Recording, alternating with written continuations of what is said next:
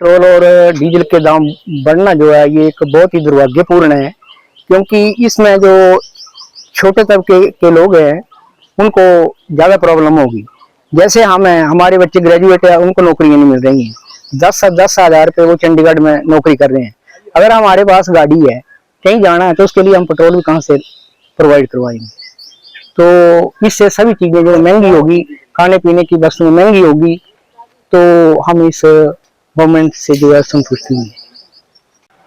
Sir प्रशासन के लिए मतलब बोलना पड़ेगा कि प्रशासन पीछे से ही पेट्रोल महंगा हो रहा है इसमें, और पेट्रोल की बढ़ोतरी जो है पीछे से मतलब सरकार के थ्रू हो रही है, तो उनको थोड़ा सा मतलब जनता की तरफ भी देखना चाहिए कि मतलब एक आम आदमी जैसे बाइक चलाता है, उसकी दिन में दिहाड़ी जो 400 रुपये है, तो वो कहाँ से मतलब एक 100 से ऊपर पेट्रोल हो गया आज की डेट में, तो वो कहाँ से सरवाइव करेगा इसके ऊपर। तो सरकार को सोचना पड़ेगा जनता की ओर। देखिए, पेट्रोल के दाम शायद सरकार ने अभी बढ़ाए हैं और बहुत टाइम बाद ये दाम बढ़ रहे हैं, और ऐसा लग रहा है कि जो इंटरनेशनल स्थिति है उसके हिसाब से हमारी गवर्नमेंट ने शायद सबसे लेट जो है इस चीज़ में इजाफा किया है, और शायद हमारे पास पेट्रोल के रिजर्व्स भी कम हैं। तो मुझे ऐसा लगता है कि जो सरकार कह रही है कि पूलिंग करनी चाहिए लोगों को आपस में गाड़ी में, वो एक बहुत अच्छा आइडिया है। ज़्यादातर बस सर्विसेज या इस तरह की सर्विसेज को हम यूज़ करें तो डेफिनेटली उसका हमें फ़ायदा रहेगा ओवरऑल कंट्री को, और सभी लोग अगर रिसोर्सेज को अच्छे से यूज़ करते हैं तो इसका सारी कंट्री को एक साथ फ़ायदा होगा। तो जो लोग जैसे ट्रांसपोर्ट में ट्रेन यूज़ करते हैं या फिर मेट्रोज़ के लिए जो सरकार का आह्वान है, तो मुझे ऐसा लगता है कि हमें इन चीज़ों का इस्तेमाल ज़्यादा करना चाहिए ताकि कंट्री का पेट्रोल भी बचे, और दूसरा ऐसा है कि प्राइस भी ज़्यादा ना बढ़े। तो अभी भी शायद जो प्राइस बढ़ा है बड़ा नॉमिनल सा सरकार ने बढ़ाया है, और ये एंटिसिपेटेड भी था, बहुत सारे लोगों को पता था कि ऐसा होना है। अभी भी जो हुआ है मुझे लगता है बहुत ज़्यादा नहीं है। हमें शायद अच्छे से गाड़ियों का यूज़ करेंगे तो शायद इतना फ़र्क ना पड़े। हाँ जी सर, सुना था मैंने पेट्रोल और डीजल 3-3 रुपए बढ़ा दिए हैं।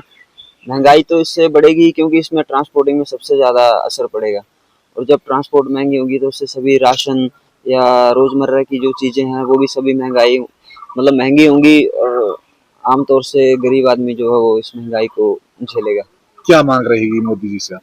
मोदी जी से यही मांग है कि इस कंडीशन में भी जितना हो सके गरीब जो लोग हैं उनका ध्यान रखा जाए, और उनके बारे में सोचकर सभी चीज़ों के रेट या जो भी बढ़ा रहे हैं वो मतलब गरीब तबके को ध्यान में रखकर जो भी है वो किया जाए। पेट्रोल डीजल के जो दाम बढ़े हुए हैं उससे लोगों को महंगाई की मार झेलनी पड़ेगी, जिससे गाड़ियों को जो डालने वाला तेल जो 3 रुपए आज महंगा हुआ है, जिसके चलते जो खाद्य पदार्थों के दाम है वो भी देखने में बढ़ोतरी देखने को मिलेगी, जिससे लोगों के आम जनमानस के जो स्थिति है वो पहले से खराब होती नजर आएगी। जैसे आप देख पाएंगे कि सोने और चांदी के रेट तो ऑलरेडी बढ़े हुए थे, लेकिन खाद्य तेलों के और जो दालें हैं, दूध के दाम भी हाल में ही बढ़े हैं। मुझे लग रहा है कि और दाम इससे बढ़ने चाहिए। मोदी को चाहिए कि ये जो दाम है वो कम करने चाहिए ताकि लोगों को राहत मिलती नजर आए। थोड़ी महंगाई ज़्यादा हो चुकी है, वो कम करना चाहिए पेट्रोल डीजल पेट्रोल, और गैस भी बढ़ा दी उन्होंने, और दूध भी बढ़ा दिया रेट उसमें, और उसके बाद कम करना चाहिए। इतनी महंगाई नहीं, गरीब आदमी क्या करेंगे? गरीब आदमी को बाद में सोचना चाहिए सरकार को, और इतनी महंगाई नहीं होना चाहिए, और सस्ते होना चाहिए सामान सब कुछ। धन्यवाद। क्या क्या महंगा होगा? सब कुछ महंगा होगा, गाड़ी महंगी होगी, खाने की चीजें सारी महंगी होगी, और तो किराए बढ़ेंगे, और सब कुछ महंगाई पड़ेगी। इतनी तेल डीजल कम करना चाहिए सरकार को। क्या मांग रहेगी आपकी? वो सस्ता होना चाहिए सामान।